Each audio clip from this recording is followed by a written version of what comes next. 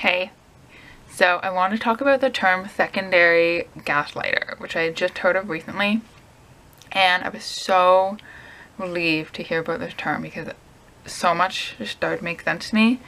So basically what it is that primary gaslighting is where someone distorts your perception of reality to get you to believe what they want to believe, and this is what narcissists do. Especially covert ones, they're really, really good at making you doubt yourself and just ask you questions that, I don't know, they just question your sanity to the point where you start to question your own sanity, and they rope you into their reality so you can no longer trust your reality. So that's the primary gaslight, and I understood that. But then I heard of secondary gaslighting, which is where other people who have been roped into the narcissist reality will also gaslight you into believing in the narcissist reality. So they're not the ones propagating the original lie. Oh, sorry, they're not the ones who came up with the original lie. They're the ones that are passing it on. So, for example, my mother gaslighting is that she is this wonderful, perfect mother who loved me. So that's what she would try to get me to believe. And I never really believed it. I was always kind of like, okay, but some part of me was like, this doesn't really make sense. And what really got me was my father, who has been gaslit by my mother into believing she's a perfect, wonderful mother. He was then secondary gaslighting me by telling me that she is a wonderful, perfect mother. So he's not necessarily coming up with it himself, but obviously he is choosing to believe it because he's been like roped into her world. And then he's telling me, he's reinforcing this original gaslight.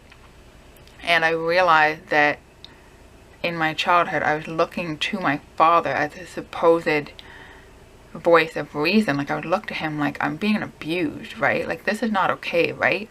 And his response was, your mother is perfect and wonderful and she loves you.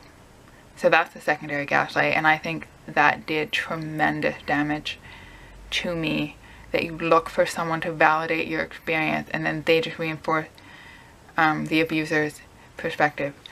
So secondary gaslight could even be someone who's not involved with a narcissist, but they just don't understand your situation, so they may inadvertently contribute to the gaslighting. Like if you told maybe someone at school what was happening and they just said like, oh, you're overreacting. Like maybe they're not intending to gaslight you, but they are. And this is the problem, is that societal beliefs often blame the victim for whatever is happening. So it just serves as like even more gaslighting. Like all parents love their children and like it takes two to tango. It's like it only takes, in the parent-child relationship, it only takes the abusive parent to ruin that, just completely annihilate that relationship. Like the child is not the one that's like, anyway, the abuser might say, you're the one who's the problem, you're the one who's making me do this, but it's not. And society will just reinforce the gaslighting, saying you two need to work it out. Well, you can't work it out with someone who's extremely mentally ill. Like it's not possible. But anyways, so the whole secondary gaslighting thing was like huge benefit to me for just like understanding like how abusers get away with it. And it's because there's all this secondary gaslighting happening that also contribute to confusing the victim. Because like if I had told someone, which I didn't because I was also gaslit to believe that I was crazy, but if I had said to a teacher like, here, look, this is what's happening, and if they had said to me like, oh my goodness, like this poor child, like if there was knowledge of narcissistic abuse in the mainstream and the teacher could observe my PTSD symptoms and they saw that something was wrong and like put me in therapy, like it could have been avoided, or I could have been helped so much sooner if like someone had noticed, someone had said something, someone had like broken through my cognitive dissonance and was like, you're not crazy, like you are being like severely emotionally and mentally manipulated and tortured, it would have helped tremendously. But instead, because everyone else in my life just treated me like I was normal, or treated me like there was nothing wrong, even though looking back, like, I've had complex PTSD my whole life, as all narcissist abuse children have.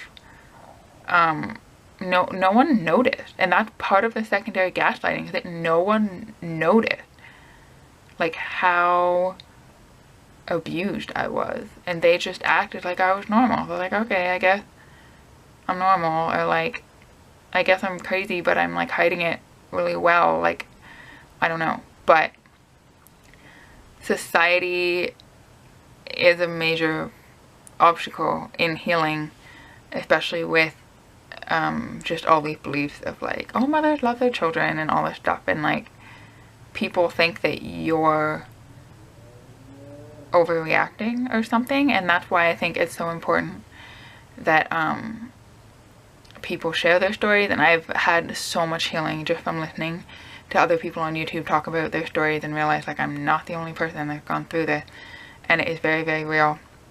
And secondary gaslighting is also very, very real. So it's also something for normal people to think about. If a friend tells them something that happened, like, don't immediately assume that all mothers love their children. Like, it does damage to the person trying to share their story. So that's what I want to say. Try to be careful that you're not being a secondary gaslight. Choose someone else. So thank you for watching.